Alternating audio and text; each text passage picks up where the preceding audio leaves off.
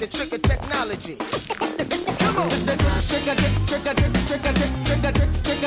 of technology.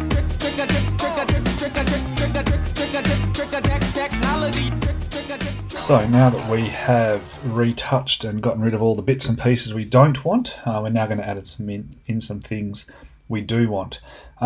You could, if you wanted to, use the selection tool and do a object selection or a quick selection tool if you wanted to grab a part of the screen, or the magic wand tool which selects by color range. There is another option, and that is to use a selected mask, and I prefer to use this for this situation. It still does have the quick selection tool in here, except you'll see it kind of works in a slightly different way. So if we grab the quick selection tool here and drag over the sky, we have the option in here to look at it a few different ways. That's a traditional way, which we would have seen. We could look at onion skin, so it reveals quite quickly what's been selected and what hasn't. I prefer to use the overlay, and again we can choose to have different opacities of that working with it. I actually prefer to have it quite heavy because you can really see when you zoom in what it's going to look like. And so we can keep adding to that by dragging over the trees. We can take away from the selection as well, so we can take these bits away if we wanted to add some more pieces into that.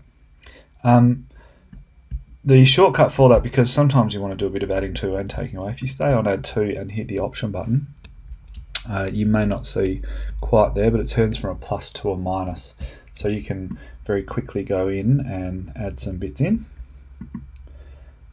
that we want to add to the selection that didn't quite get the first time.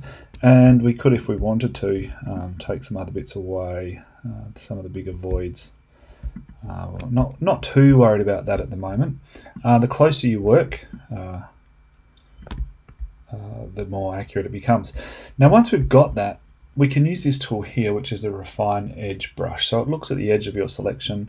It looks for it's a smart brush essentially, so that's going to use it nice and big, so we're running over this, and you'll see as I do this we'll get a softer pattern starting to occur. And if I zoomed in, or I'll zoom in a minute just to do the last little bit. Now that would, what I'm doing here would probably be enough for our purposes today, but I do want to show you best practice all the time, so I'll just very quickly zoom into this. And when you're working closer in, you'll start noticing, in fact it's done a pretty excellent job already without me doing too much. Geez, the Photoshop is just getting better and better all the time. I'm just using the tool here to,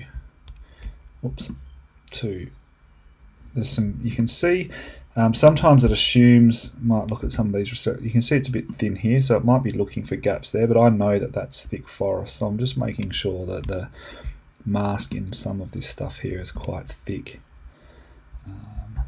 Fairly simple, but look, that's done a pretty amazing job. When we look at it, it's gotten rid of all of those voids. Now, so Command 0 to zoom out to full screen. Just looking at this now, sometimes if you've got a high contrast and it's picking, you know, something white might be picking up colours from the sky and reflecting colours, we can decontaminate the colours. There's probably not a lot of need to do that here. I'm probably just going to leave that like that. And then we look at the output settings. So we could output that as a new layer with a layer mask. We could just do it as a selection. I'm going to do it as a completely new document, just the selection of the sky that we've got. I'm going to do it this time as a selection just so I can show you the process. So when I press selection and press OK, that's going to go to marching ants now. So now you can see I've selected this part of the sky. We're now going to put something in there, and this is just a stock photo I found online of some nice clouds. You'll note that the clouds go from very small in the distance to big foreground clouds, which is excellent. That's what we want.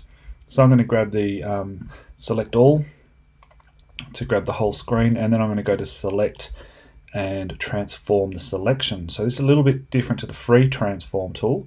This is not transforming the picture, this is transforming the marching ant selection that we're doing. So I'm just going to, I'm not interested in the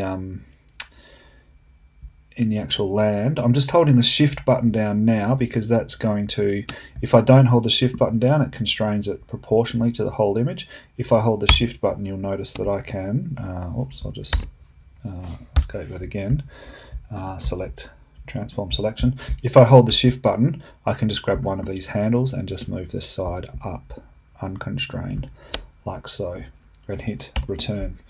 So now I've got this selection here. I'm going to edit copy this. This will copy it to the clipboard on my computer, and then come into this, and then I'm going to go edit paste, but I'm not going to do an ordinary paste. I'm going to paste special and paste into. So that's going to paste into the selection, and it's also going to create a layer mask, which we've worked with in a previous tutorial.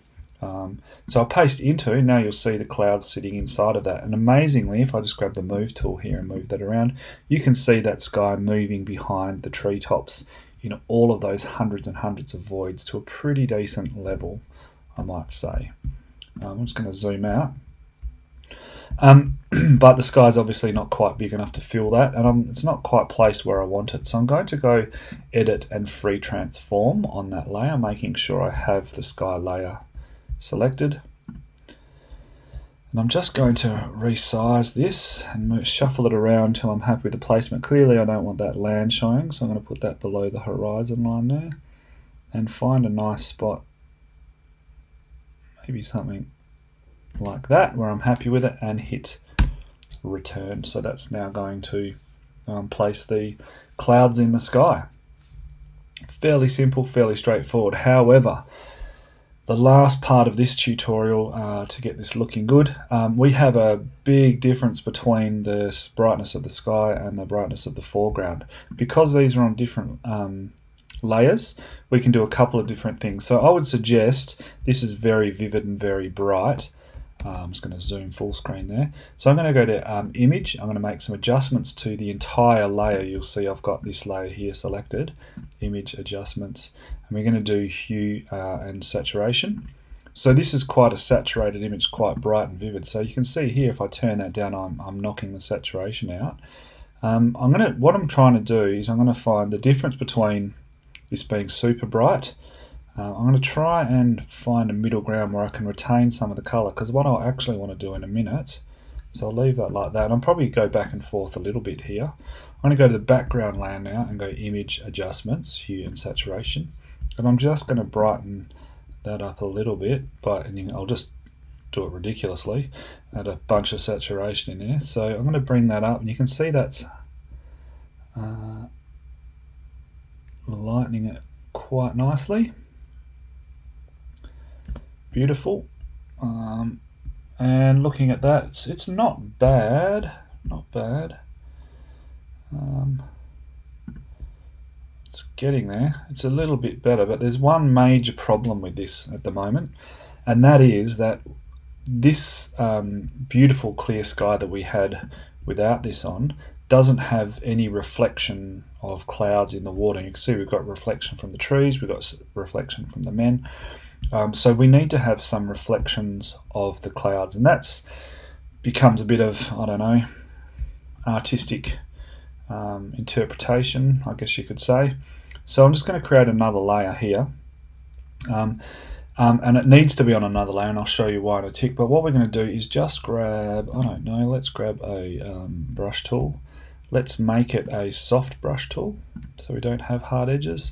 Remembering and hit enter to release that. Remembering I can also get to that menu just by right clicking and selecting these here and changing the size of the brush, hitting enter to get rid of it. I'm going to use the curly brackets left and right to get a nice big brush. It's not too important what happens here. I'm going to get a really dark colour, almost black. In fact, it looks. And then I'm going to paint some of these things here. I'm going to have them quite big in the foreground, maybe some over the corner here, some gaps in them. It's not really important. I'll get some smaller brushes here and do some across here. Oops. Working off the end of the page. something like that. Don't want too many, and we can play with this in a minute. But now if we turn the opacity of those down, in fact we might even do some blending modes which we've used, so we'll just have a look at a few of these, see what works. Maybe some soft light there is not bad. Just looking at this now, that's probably a bit. Let's add those in. Thank you for my virus update.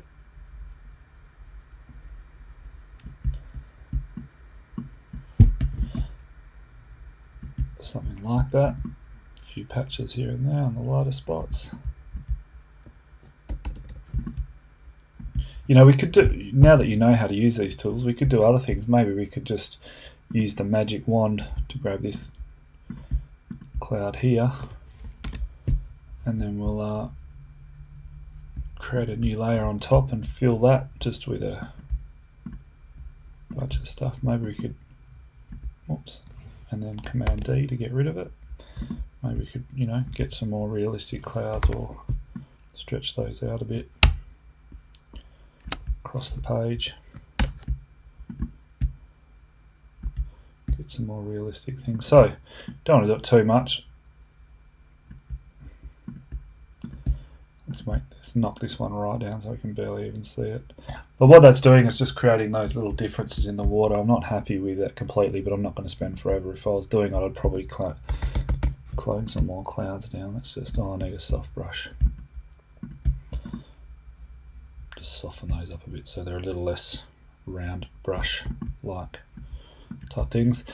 One of the main adjustments you could do is quite dark in the middle here, and they're backlit, so they're in shadow, but we can under image adjust shadows and highlights. You'll see very quickly that looks a little bit hefty, but if we bring that down a bit, we can recover some of the shadows and play with the highlights a little bit. I think looking at that, even in that one step, you can see the difference between that there and that there. These are starting to match up a little bit better. And lastly, if we go right back to where we started and where we've ended up, you can see a huge difference there. Clearly I'd go and play with some of these shadows. They're a little bit dodgy, soften those up a little bit more, but you know, you get the idea from what we've seen there. It's looking a little bit better already. So there you go. Have a go at that. You know what you came to do. Put 'em up, come on, put 'em up, come on. It's the trick, technology.